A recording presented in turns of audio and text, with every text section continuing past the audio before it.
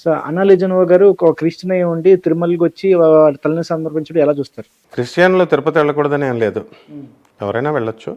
కాకపోతే అక్కడ డిక్లరేషన్ ఇచ్చి నాకు ఈ వెంకటేశ్వర స్వామి మీద నమ్మకం ఉంది, ఈ టెంపుల్ మీద నమ్మకం ఉంది, ఈ హిందూ మతాల కాండక్ట్ మీద రూల్స్ మీద నాకు నమ్మకం ఉంది అని చెప్పి సంతకం పెడితే ఎవరైనా వెళ్ళొచ్చు. సో సాధారణంగా వేరే మతస్థులు కూడా ఎవరు డిక్లరేషన్ ఇవ్వరు. సో ఈవిడ పర్టికులర్గా ఇచ్చారు ఎందుకని? Because is citizen abiding citizen అనమాట. అంటే లా అబైడింగ్ సిటిజన్ ఆమె. అందులోనూ డిప్యూటీ సీఎం భార్య కాబట్టి చట్టానికి రెస్పెక్ట్ ఇవ్వాలి కాబట్టి అందువలన, అందులోనూ broad mind, because she's foreigner. ఆమె డెఫినెట్గా బ్రాటప్ అలా ఉంది. అందువలన ఆవిడ ఏ దేవుడినైనా సరే ఒకటే అనేటటువంటి ఈక్వాలిటీతో చూస్తారు ఫారినర్స్. అందువలన ఏదో కరుడుగట్టినటువంటి క్రిస్టియన్ తీవ్రవాదత్వం లాగా అలా కాకుండా లిబరల్గా వెళ్ళింది. అందులోనూ ఆపద నుంచి పాపం ఆమె వాళ్ళ అబ్బాయిని సేవ్ చేశాడనేటటువంటి అల్టిమేట్ రెస్పెక్ట్తో, అల్టిమేట్ గ్రాటిట్యూడ్తో వెళ్ళింది. సాధారణంగా సెలబ్రిటీస్ కూడా ఎవరు తలనీళ్ళని ఇవ్వరు. సో ఈవిడ అంత పెద్ద ఫ్యామిలీ నుంచి వచ్చి ఒక మహిళ అయ్యి ఉండి తలనీళ్ళని సమర్పించారు, దాన్ని ఎలా చూస్తారు? దేవుడి ముందు సెలబ్రిటీలే ఉందండి. వాళ్ళు డిప్యూటీ సీఎం ఈ రోజు ఉంటాడు, అంతకుముందు who is he? Pawan Kalyan ఎవరు? ఓ మామూలు పార్టీ అధినేత. అంతకుముందు అతను ఎవరు? ఒక cinema hero. So there is no question of celebrity or బడా ఫ్యామిలీ. ఇలాంటి పెద్ద పెద్ద పదాలు అన్నీ కూడా దేవుడి ముందు ఉండవు.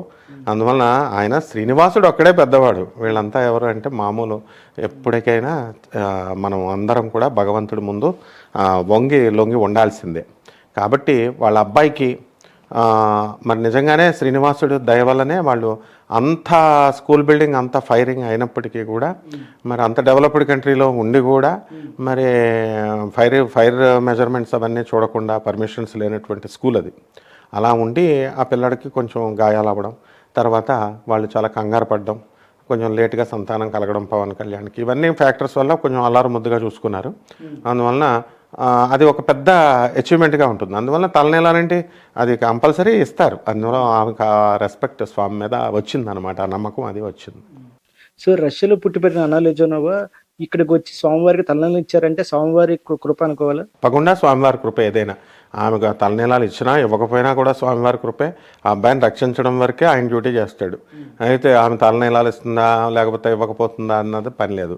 నెక్స్ట్ ఇంకోటి ఏంటంటే, మనకంటే కూడా రష్యన్స్ ఇప్పుడు కంట్రీస్లో ఇస్కాన్ ఏసీ ప్రభుపాదుల వారు పరమ పూజ్య గురుదేవులైనటువంటి ఇస్కాన్ గురుదేవులు వెస్ట్లో పరమహంస యోగానందుల వారు, స్వామి వివేకానందుల వారు ఇలాంటి అందరూ కూడా ప్రచారం చేశారు. కాబట్టి హిందూ మతం గురించి ఎక్కువ ఇన్ఫ్లుయెన్స్ అయ్యింది ఫారినర్సే అనమాట. రష్యన్స్ అందరూ, మోస్ట్ రష్యన్స్ అంతా కూడా కృష్ణుడు అంటే విపరీతమైన, ఇస్కాన్ అంటే విపరీతమైన ప్రేమతో, హిందూ మతం అంటే చాలా ప్రేమతో, గౌరవంతో వాళ్ళంతా కూడా ఇప్పుడు మన ఇస్కాన్లోనే ఉన్నారు. కాబట్టి ఆ భాగంలో విష్ణు భక్తి అనేటటువంటిది వెంటనే అట్రాక్ట్ చేసింది ఈమెకి, లెజినోవాకి. కాబట్టి తప్పకుండా ఆ తిరుమల వెంకటేశ్వర స్వామి వారి కృపే. అందులోనూ సర్వమత సమానత్వం. ఇప్పుడు మెయిన్గా ఏంటంటే సెలబ్రిటీ అని ఎక్కడ అనాలి, ఎలా అంటే అన్ని మతాలని కలిపి ఒకేలాగా చూసే గొప్పతనం ఉన్నప్పుడు తప్పకుండా దాన్ని సెలబ్రిటీ అనాలి. అంతేగాని మాదేదో పెద్ద గొప్ప ఫ్యామిలీ అందుకని స్వామివారి దగ్గరికి మేము ఇవ్వాలా ఇవ్వకూడదు ఏమి. ఇప్పుడు ఉన్నటువంటి డబ్బు ఉన్నటువంటి వాళ్ళందరూ కూడా మరి పదవి గండాలైపోయి పదవులు ఊడిపోయిన వాళ్ళు 3 మంది ఉన్నారు. అది పదవి ఉన్నా లేకపోయినా స్వామివారి కృప ఎప్పుడూ ఉంటుంది. స్వామివారిని సేవించుకోవడానికి వీళ్ళకి అవకాశం ఎప్పుడూ ఉంటుంది. కాబట్టి లెజినోవాది ఏంటంటే ఆమె mentality, she's a very good lady అని మనం విన్నాం.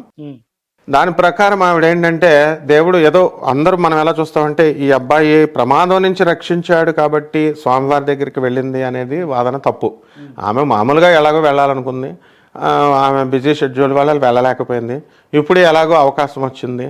అందులోనూ పవన్ కళ్యాణ్ గారు, చిరంజీవి గారు వీళ్ళంతా కూడా చెప్తారు కదా, అస్తమానం వెళ్ళొస్తూ ఉంటారు. కాబట్టి పవన్ కళ్యాణ్ కూడా భక్తుడే కాబట్టి తప్పకుండా వాళ్ళు ఆ కోర్స్ ఆఫ్ టైంలో అలా వెళ్ళడం జరిగింది. ఇట్స్ జస్ట్ ఎ కోయిన్సిడెన్స్ అనమాట.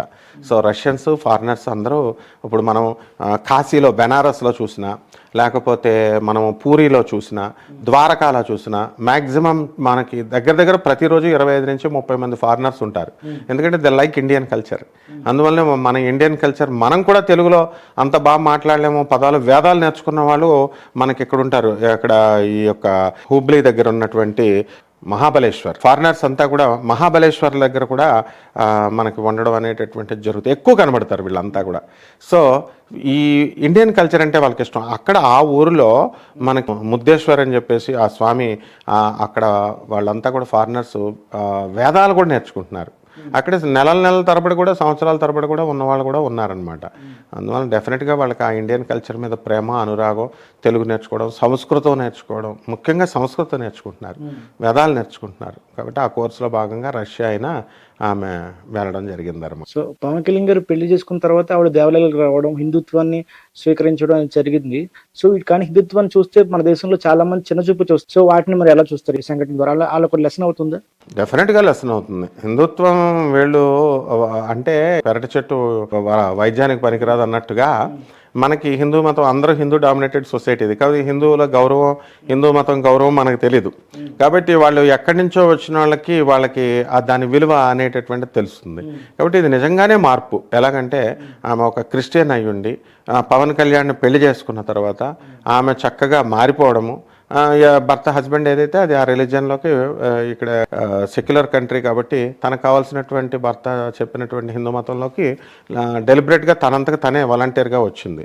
సో ఆ కోర్స్ ఆఫ్ టైంలో ఆమె వెంకటేశ్వర స్వామిని ఆరాధించడం ఇదంతా ఉంది. ఇది హిందువులకు నిజంగా చాలా ప్రశంసనీయమైనటువంటిది. హిందూ మతం, వెంకటేశ్వర స్వామి యొక్క ఘనత, తిరుపతి యొక్క ఘనత తెలుసుకోవడానికి మన హిందువులందరికీ కూడా ఇది ఒక మంచి అవకాశం. ఎందుకంటే ఎక్కడి నుంచో పాపం ఆమెకు కల్చర్ తెలియదు, హిందూ కల్చరు అయినప్పటికీ కూడా వచ్చి ఇక్కడ సెటిల్ అయ్యి చక్కగా ఆమె మన స్వామివారిని మనకు సేవించి ధన్యమైందంటే హిందువులు నిజంగా ప్రశంసించాల్సినటువంటి విషయం, ప్లస్ హిందువులు తెలుసుకోవాల్సినటువంటి విషయం.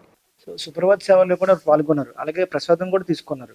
సో వీటిని ఒక క్రిస్టియన్ అయ్యుండి ఇలా చేయడం అనేది ఎంతవరకు సమర్థిస్తారు? క్రిస్టియన్ మఠంలో కొన్ని ఉంటాయండి, బాప్టిజం తీసుకున్న వాళ్ళు ముట్టుకోకూడదని. తర్వాత వాళ్ళు స్ట్రిక్ట్లీ స్పీకింగ్ బాప్టిజం తీసుకుంటే వాళ్ళు ప్రసాదాలు తీసుకోకూడదు. హిందూ మతం హిందువుల గుళ్ళకు వెళ్ళకూడదు, ప్రభువునే మనం ఇది చేయాలి. ఎప్పుడైతే ఈమె ఈ పవన్ కళ్యాణ్ని పెళ్లి చేసుకుందో అప్పుడు she was not a Christian.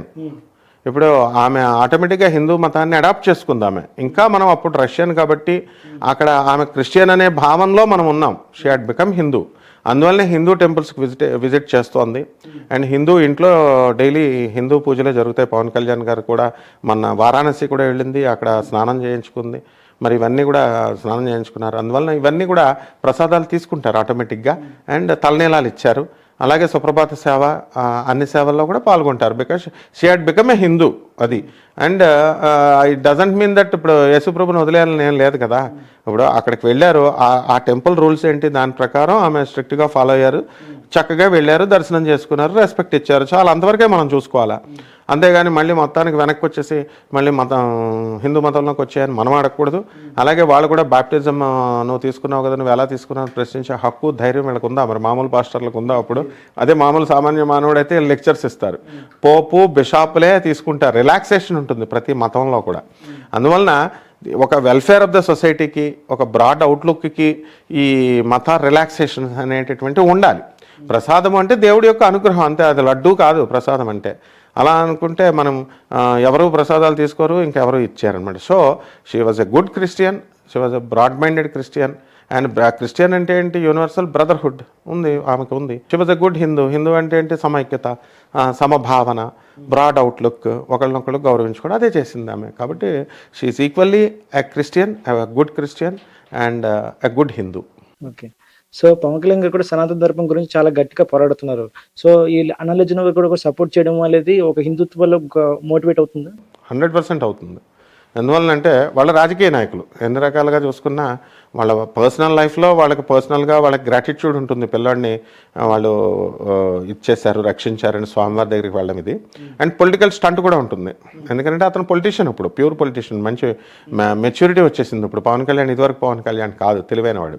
ఇప్పుడు సనాతన ధర్మం సారథిగా ఉన్నాడు అనుకుందాం. సో అప్పుడు హిందువులంతా ఓట్లు పడాలి, ఆయన ఇంకా ప్రేమించాలి,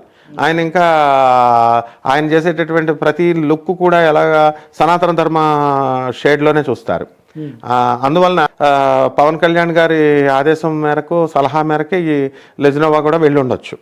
కాబట్టి హిందువులకి డెఫినెట్గా ఇది సంతోషకరమైన విషయము అండ్ మోటివేట్ అవుతారు కూడా. ఎందువలనంటే ఆమె కృష్ణ అయ్యుండి తిరుపతి వెళ్ళింది, మళ్ళీ చక్కగా మనకి ఆ స్వామివారి ప్రసాదం తీసుకుంది, తల్లాలు ఇచ్చింది, సుప్రభాత్ సేవలోకి వెళ్ళింది అని అనగానే హిందువుల ఓట్లన్నీ ఆటోమేటిక్ పవన్ కళ్యాణ్ వైపు పడతాయి. అంటే రాజకీయ ఓట్లే అక్కర్లేదు, మామూలుగా అనురాగం అనేది పవన్ కళ్యాణ్ మీద, లెజ్నోవా మీద సింపతి వస్తుంది అనమాట. They will become good sympathisers అనమాట. ప్రజలంతా తప్పకుండా మోటివేషన్ ఉంటుంది. సాధారణంగా ఇతర మతస్థులు కూడా స్వామివారి దర్శనానికి వస్తారు, కానీ మొక్కులు అనేది తక్కువ. కానీ ఈవిడ చేయడం వల్ల ఎక్కువ మొక్కులు స్వామివారికి వస్తాయంటారా? స్వామివారికి మొక్కులు చెల్లించుకోవడం ఇతర మతస్థుల గురించి. ఇతర మతస్థులు చెల్లించుకునే వాళ్ళు కూడా ఉన్నారు. సాక్షాత్తు బీబీ నాంచార్ అమ్మే మనకి ముస్లిం అయ్యుండి కూడా ఆమె స్వామివారిని సేవించింది, స్వామివారు అనుగ్రహించారు కూడా.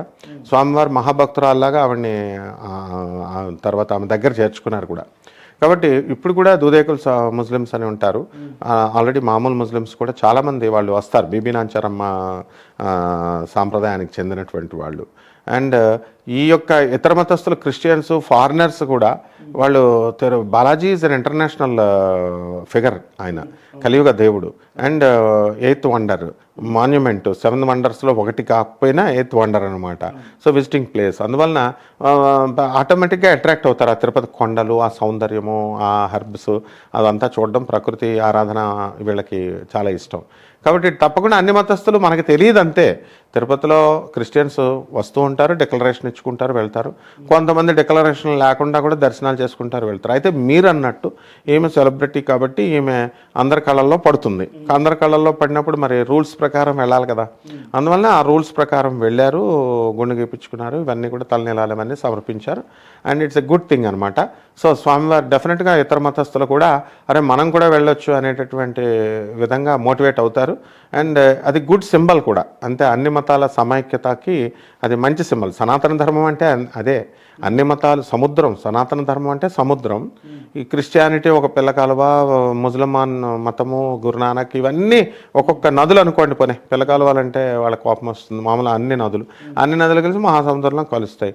సనాతన ధర్మం అంటే యూనివర్సల్ బ్రదర్హుడ్. అందువలన అందరూ మంచిగా ఉండాలా, బ్రాడ్ అవుట్లుక్తో ఉండాలా, ఒకళ్ళొకళ్ళు పరస్పరం హెల్ప్ చేసుకోవాలా. ఇదే ఎవరి పనులు వాళ్ళు చేసుకుంటూ దేశ ప్రగతికి ఉపయోగపడాలా, మానవ ప్రగతికి ఉపయోగపడాలా, మనల్ని ఉద్ధరించుకుంటూ దేశాన్ని, అందరి ఆత్మల్ని ఉద్ధరించాలి. ఇదే సనాతన ధర్మం. దాన్ని గట్టిగా నమ్మినటువంటి వాడు పవన్ కళ్యాణ్, అంతకంటే గట్టిగా నమ్మింది లెజ్నోవా.